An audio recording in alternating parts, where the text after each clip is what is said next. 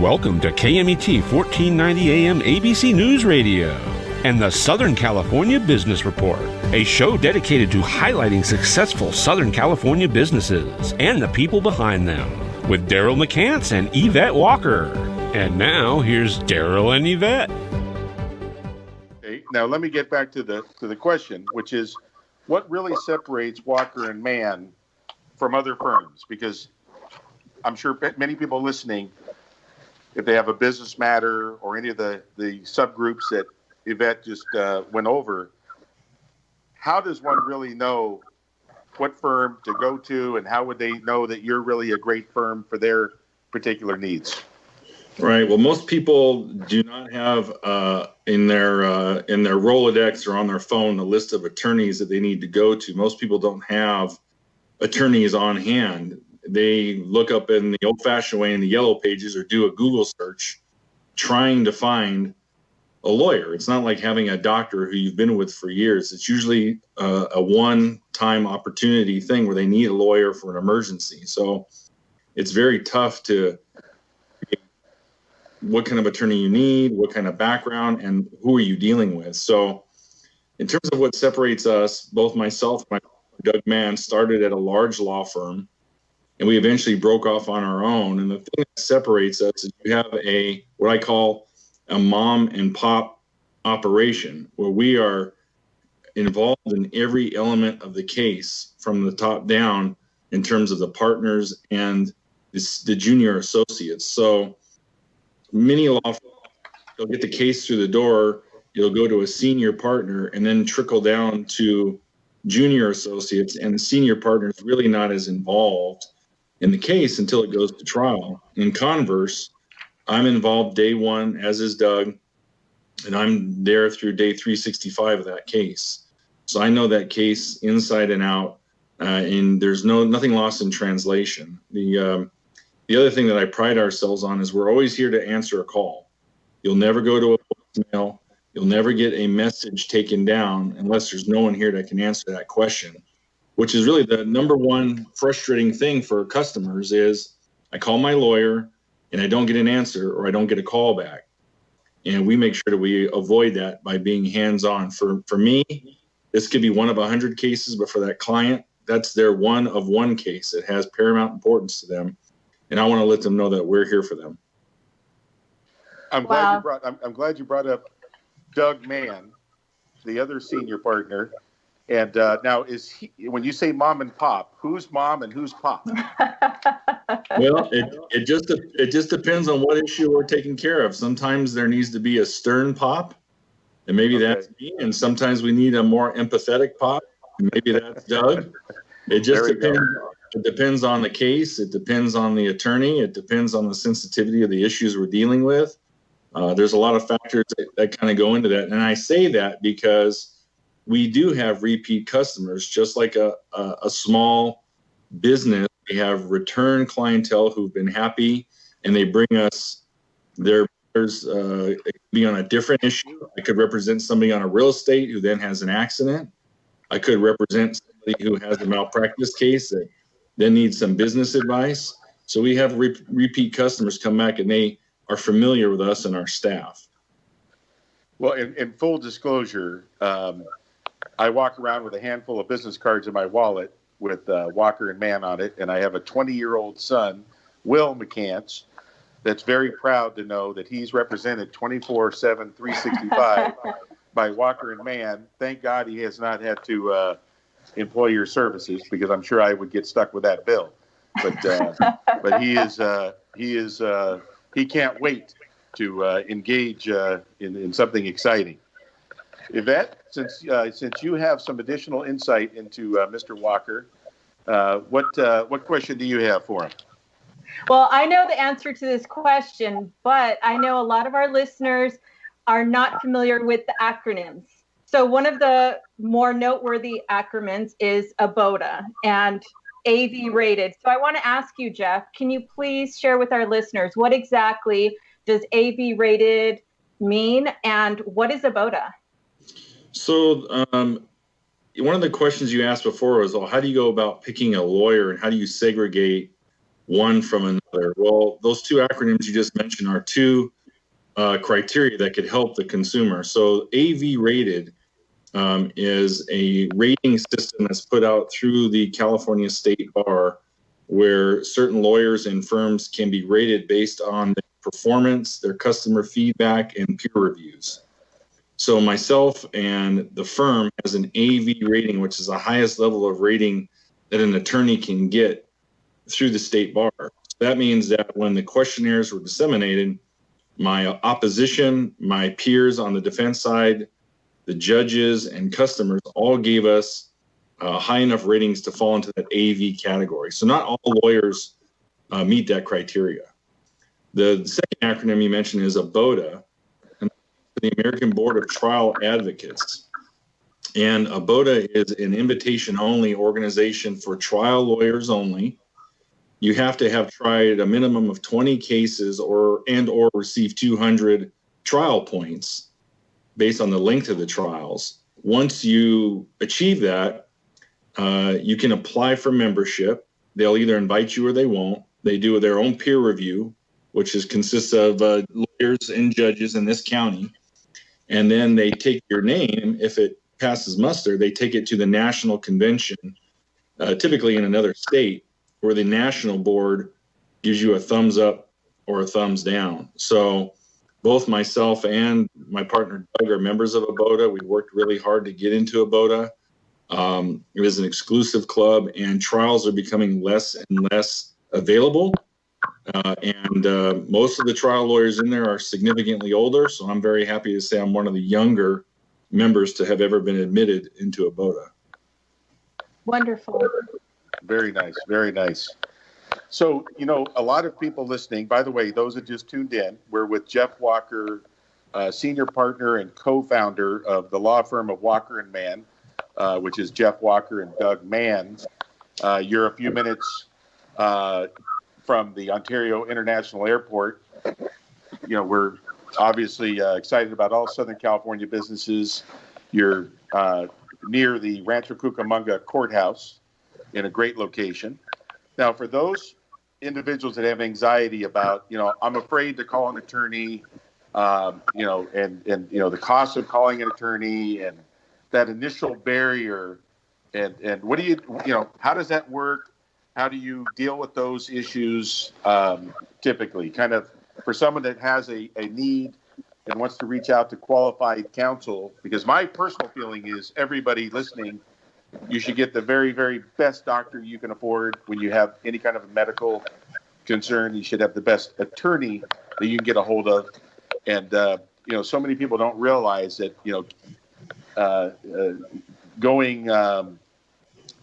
taking the wrong approach can be very, very detrimental. So with that, what say you, Jeff?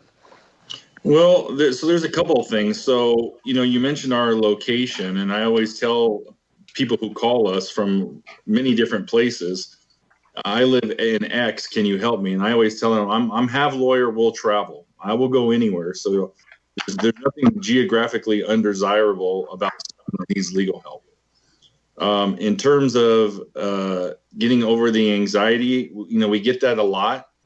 One of the things that this firm offers that many do not, because of our size and how Doug and I run it, is we give free consultations to people. And before the pandemic, they were all face-to-face with myself or my partner. Since the pandemic, they've either been telephonic or over Zoom. And they're at no charge. So the client already feels at ease by thinking to themselves, I can get some input or advice, and I don't have to fork out any money for that advice. Many times, we'll listen for an hour or two and then shrug their shoulders and say, well, I can't really give you any input. It kind of depends on what you want to do and so forth. For us, usually within an hour, maybe 90 minutes, I can tell people if we can help them or not. If we can, I will make some suggestions and offer them the services. If we can't, I'll try to redirect them to a referral. But that person feels more comfortable walking out than they did walking in. They walk in with the same amount of bucks in their wallet as they walk out with, but they're walking out with some advice, and it's up to them whether to take it or not. but everybody kind of knows where they stand when they meet with us. So I pride ourselves on being very transparent and clear with people. We're not in this for the money. We're in this to help people. And that's why we keep the firm very small, kind of fine-tuned. There's no fat on the bone. We keep everything that way so we can give these types of services, for free. In fact, we're a member of a local bar association who refers us cases, and the bar association makes money off those referrals, but we don't. So they can even come see me, pay a $40 fee to a referral service, and I'll still give them the same competent advice that I would anybody that was charging per hour.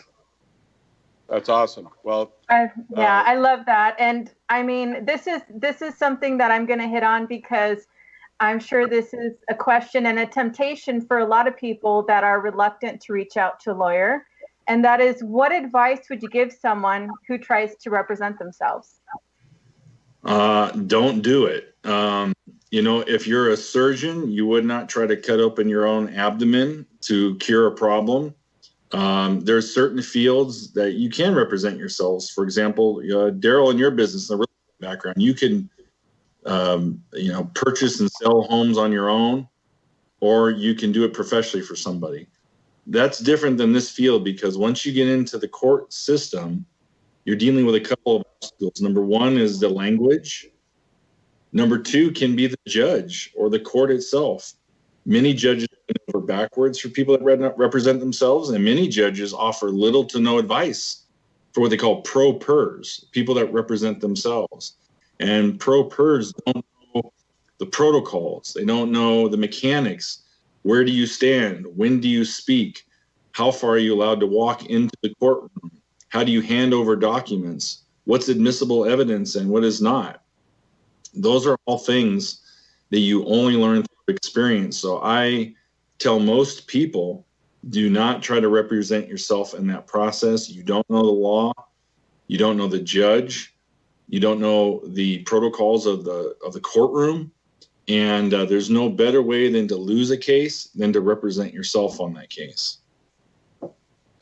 Yeah, it's sad. I know 2 or 3 people that have done that, and they've lost hundreds of thousands of dollars. And it falls under a category of penny wise, pound foolish, and it's just it's really, really unfortunate. Kind of give us a big picture. What percentage of the cases actually go to trial, arbitration, mediation, other resolution types? I think that people would be amazed at how that actually really breaks down. What are you seeing, and is it different now than it was a few years ago? Feel free to just kind of jump on that. All right. So 90% of cases are resolved without going to any kind of a trial process. So 90%, an overwhelming majority of cases are disposed of through law in motion or a dismissal or a resolution of some kind, and they never make it to trial. So out of those 10% of cases that are earmarked for trial, even a lesser percent of those actually make it to trial day. Some say they're ready for trial.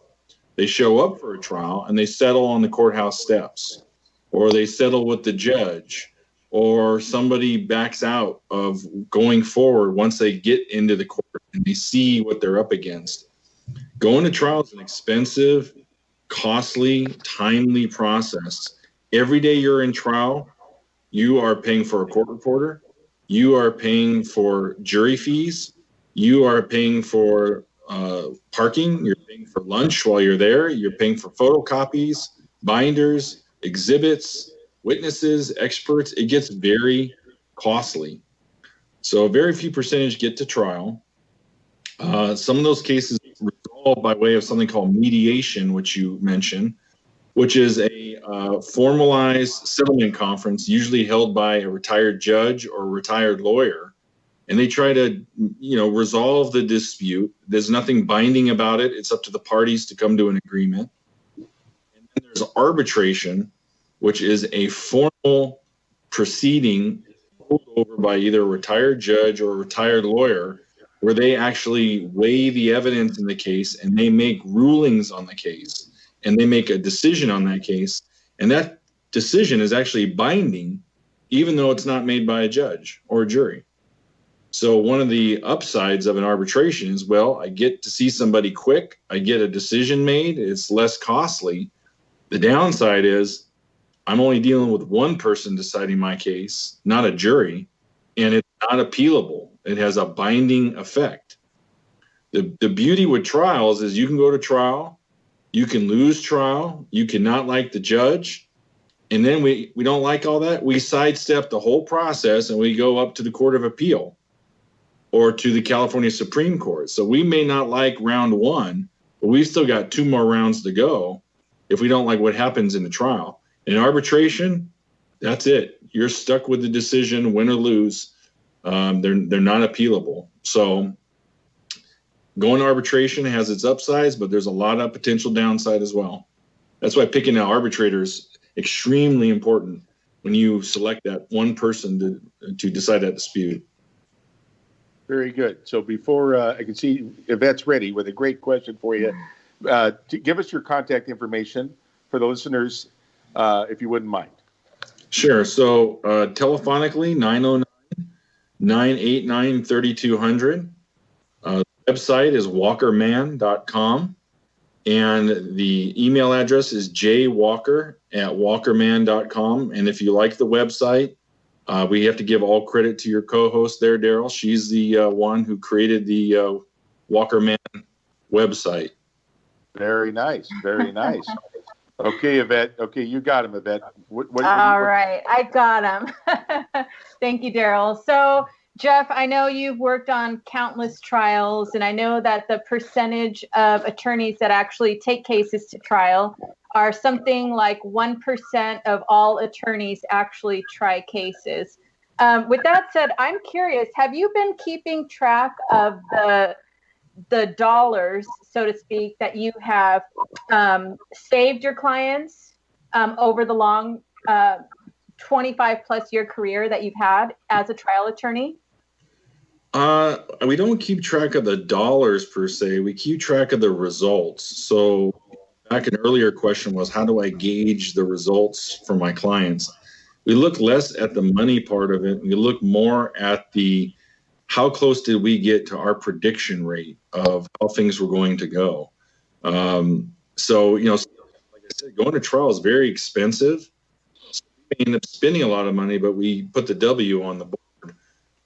Other times, maybe we'll settle the case short of trial, but the cost of that settlement is substantially less than what we would have spent going into trial.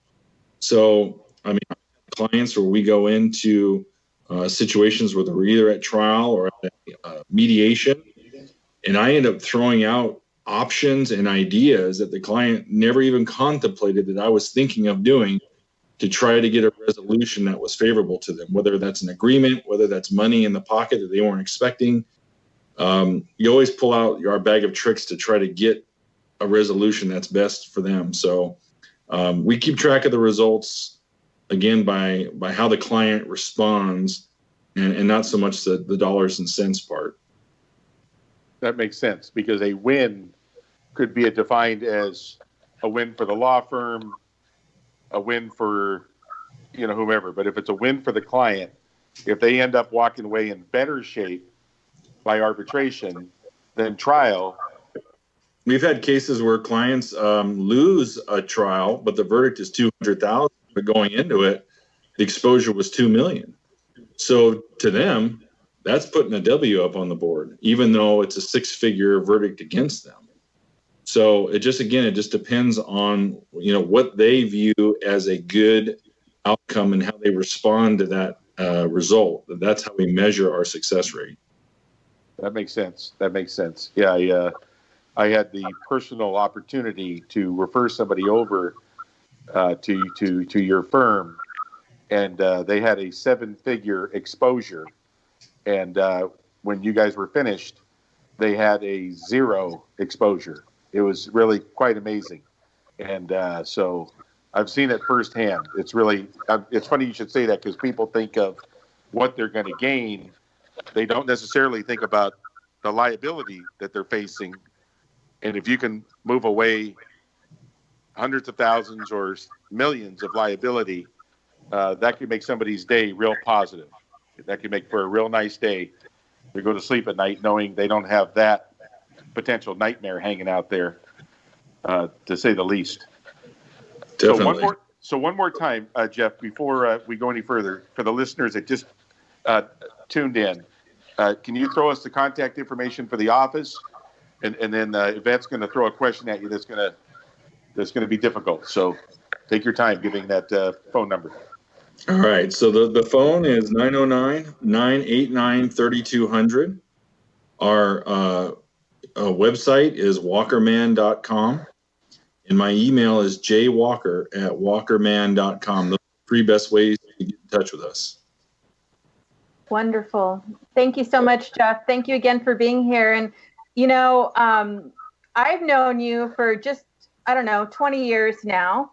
And I am very impressed with how passionate you are about what you do.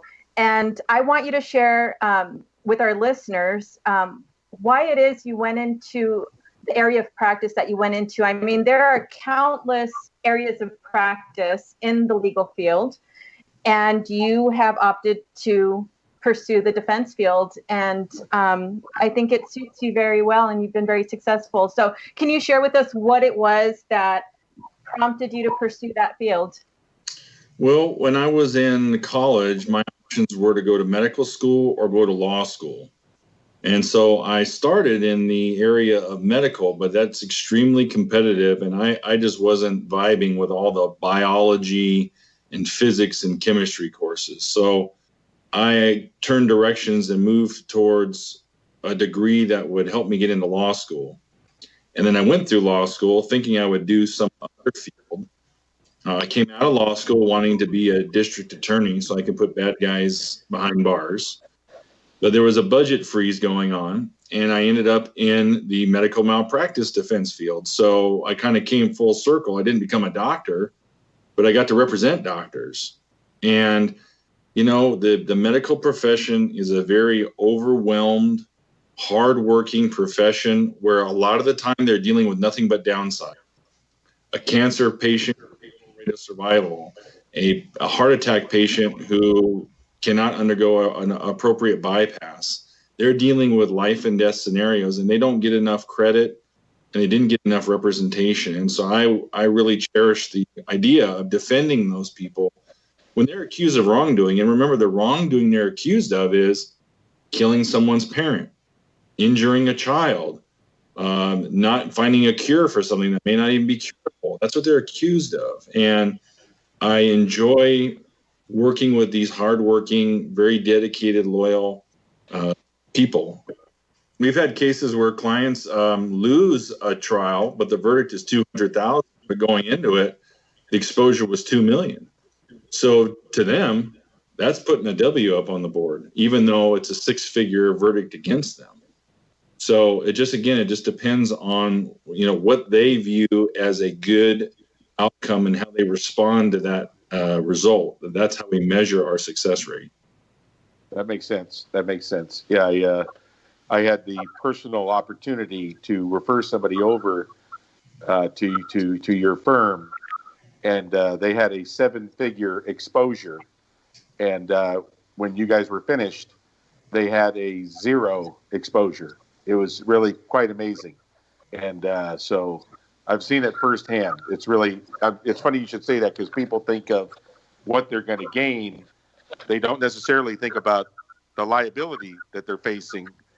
And if you can move away hundreds of thousands or millions of liability, that could make somebody's day real positive. That could make for a real nice day. They go to sleep at night knowing they don't have that potential nightmare hanging out there, to say the least. Definitely. So one more time, Jeff, before we go any further, for the listeners that just tuned in, can you throw us the contact information for the office, and then Yvette's going to throw a question at you that's going to be difficult. So take your time giving that phone number. All right. So the phone is 909-989-3200. Our website is walkerman.com. And my email is jwalker@walkerman.com. Those are the three best ways to get in touch with us. Wonderful. Thank you so much, Jeff. Thank you again for being here. And, I've known you for just, 20 years now. And I am very impressed with how passionate you are about what you do. And I want you to share with our listeners why it is you went into the area of practice that you went into. I mean, there are countless areas of practice in the legal field, and you have opted to pursue the defense field. And I think it suits you very well, and you've been very successful. So can you share with us what it was that prompted you to pursue that field? Well, when I was in college, my options were to go to medical school or go to law school. And so I started in the area of medical, but that's extremely competitive. And I just wasn't vibing with all the biology and physics and chemistry courses. So I turned directions and moved towards a degree that would help me get into law school. And then I went through law school thinking I would do some other field. I came out of law school wanting to be a district attorney so I could put bad guys behind bars. But there was a budget freeze going on, and I ended up in the medical malpractice defense field. So I kind of came full circle. I didn't become a doctor, but I got to represent doctors. And, the medical profession is a very overwhelmed, hardworking profession where a lot of the time they're dealing with nothing but downside. A cancer patient rate of survival, a heart attack patient who cannot undergo an appropriate bypass. They're dealing with life and death scenarios, and they don't get enough credit, and they didn't get enough representation. And so I really cherish the idea of defending those people when they're accused of wrongdoing. And remember, the wrongdoing they're accused of is killing someone's parent, injuring a child, not finding a cure for something that may not even be curable. That's what they're accused of. And I enjoy working with these hardworking, very dedicated, loyal people. I'm fortunate because I've known Yvette Walker and Jeff Walker for many, many years, and both are very, very important friends of mine. And I got to tell you, Jeff, one of the stories you shared with me long ago, I just now thought about. And you were in trial. And one of the jurors came up after the trial. You'd won the trial. And one of the jurors came up to you and said, I don't like attorneys. I don't like attorneys. I don't like any attorneys. I've never liked attorneys. I never will like attorneys. But I want your business card. You completely changed my whole perspective on the legal profession. And in addition to him, the other jurors in one of your business cards. So as an attorney, I would think that would just be as good as it gets, to not only win a trial, but to have the jurors walk away saying, you know what, you didn't waste our time. You were all business. You respected us. It was apparent. And, you were able to connect, you were able to connect with them in that typically stressful, awkward environment where strangers are coming together and instantly talking about something, obviously highly contested and, energy charged with opposing forces. So talk about that a little bit. I know you're not the type that likes to brag, but how did that make you feel when they came up? Those kind of things give you accomplishments that are beyond anything that's tangible. Most of the jurors are pretty stone-faced throughout the whole process. It's not like what you see in a movie or TV where they're nodding their heads, they're smiling, and they're winking at you when you make a point. Are completely stoic, and they sit there with stone face, and you have no idea if you're connecting with them. One of the things I do in my closing arguments, I make eye contact with everybody, and I get as close to them as possible, and I'm completely transparent. I hold nothing in my hand. I don't hide behind a podium. I want them to know that I'm vulnerable to them, and I'm going to tell them what I think about the case. And I've had people, like you said, come up to me after and ask me for a card. I had one lady, I won the case, and she'd come up to me afterwards, real nice, but an elderly lady. She says, I don't like you at all, but one hell of a job defending that person. And that's why I voted for you. I had a young lady in a case I tried in Riverside. I finished the trial. We won. She came up to me afterwards, somewhat tearful in her eye. I thought she was going to tell me how bad she felt for the plaintiff. Instead, what she told me was, I always wanted to go to law school, but I never thought I could do it. I've watched you do this. I'm going to try to go get myself into law school because I want to do what you do. And that was really touching to me because she was probably, in her mid-20s and was maybe deciding what path she was going to go down and thought, I can't do it as a lawyer. And then she saw me and something struck a chord and she said, I want to do it. Yvette can even tell you a funny story. One time, if we went to a baseball game over here at Quake Stadium. Yes. Walking up the steps, walking down an aisle, and I stopped mid-aisle, and I looked at this guy who was letting me by, and he stared at me, and I said, I know you. You're an EMT in Riverside County. You sat on one of my jury trials back in December of 2007. And his eyeballs got big, and he stood. He goes, oh my God, Mr. Walker, it's you. And this was probably, 10 years after the fact. I didn't forget the guy's face, and he remembered me once I brought that up. And that, again, was a sense of, wow, I made an impact because he remembered my name. And so it's connections like that that are really enjoyable to me, and that's what I really like doing. It's the best place for me to burn calories is in trial, moving around constantly, so.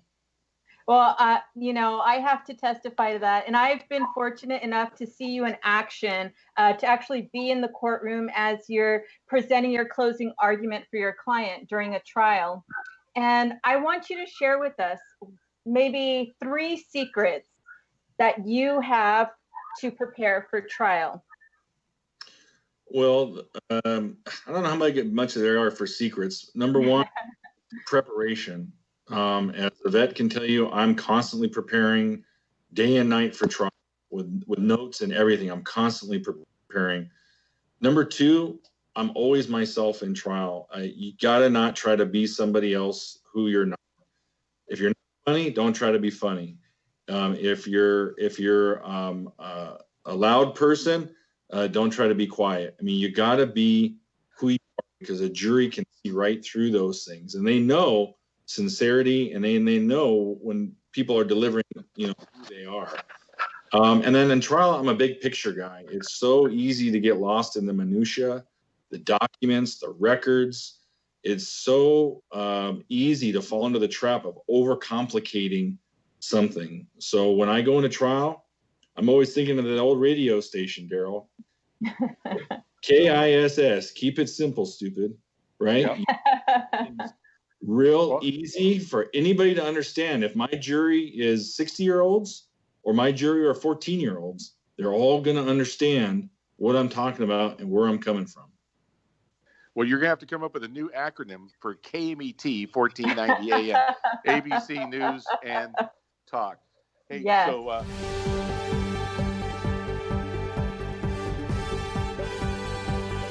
to KMET 1490 AM ABC News Radio and the Southern California Business Report, a show dedicated to highlighting successful Southern California businesses and the people behind them.